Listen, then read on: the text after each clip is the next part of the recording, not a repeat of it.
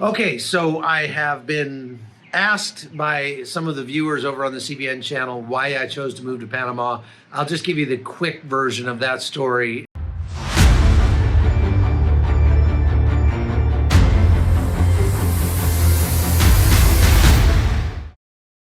For those of you who are interested, about 11 years ago, I moved out of the United States and moved to Panama full time. Now, we had lived in Panama for 1 year before that, back in 2007 and 2008, because I went down there to write a book.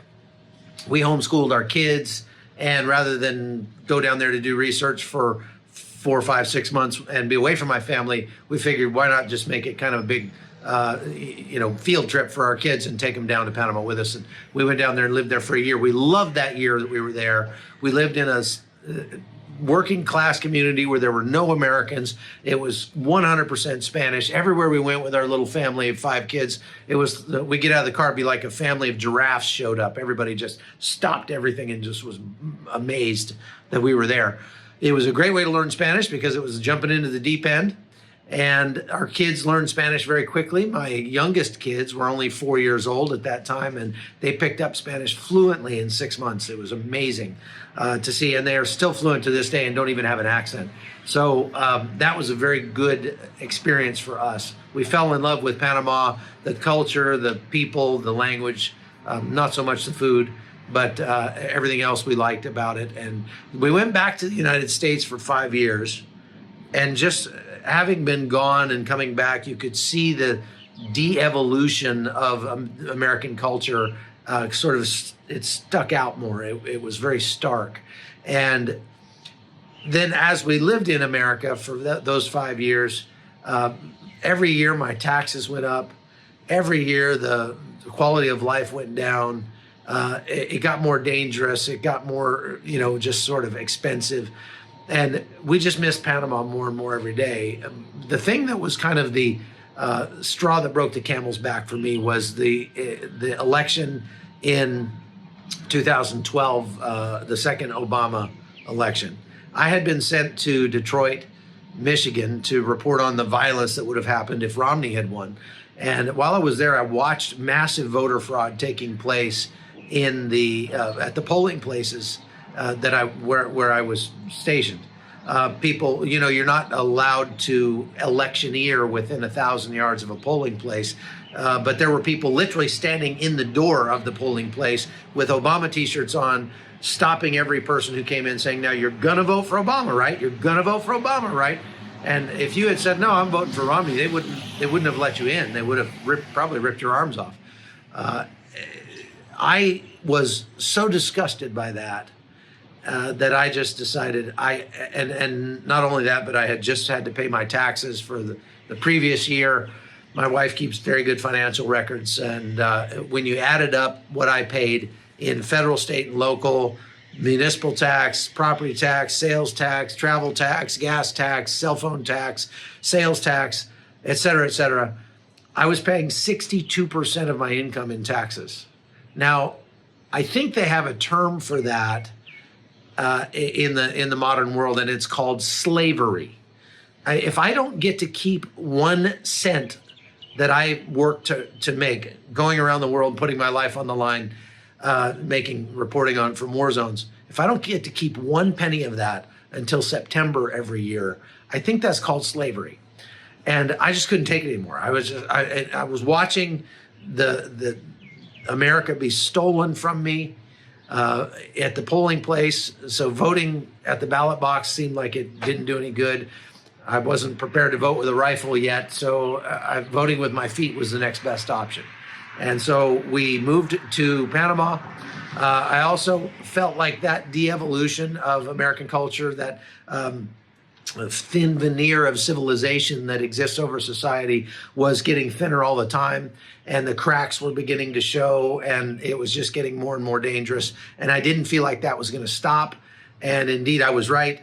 So I thought it would be a good idea to go someplace where it's tranquil and peaceful and kind of off the beaten path, with a year-round growing season and very good year-round water supply, where you didn't need heat, you didn't need air conditioning, so you could live very well without electricity if it came to that, because I really feel like harder times are coming in the United States in the very near future.